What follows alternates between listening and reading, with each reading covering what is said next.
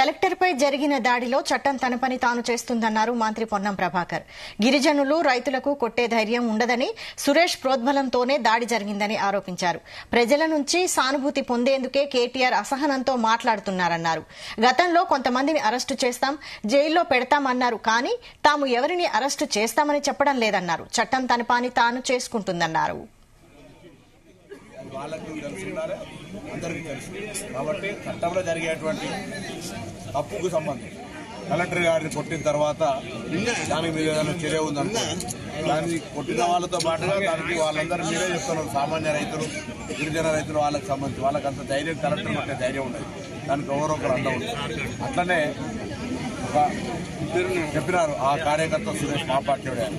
దాంతో పాటుగా మొన్న మీరు చూసినారు ఒక కార్ రేసుకు సంబంధించిన విషయంలో కూడా జరిగినటువంటి పరిణామం.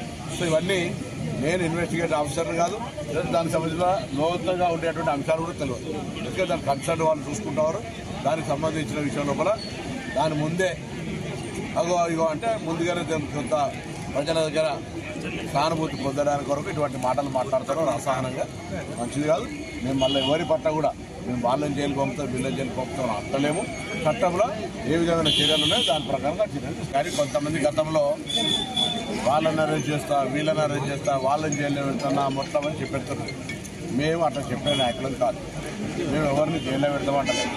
కానీ చట్టము తన పని తను చేసుకునే సందర్భంలో అనుభవం ఉండి ముందుగా తెలుసుకొని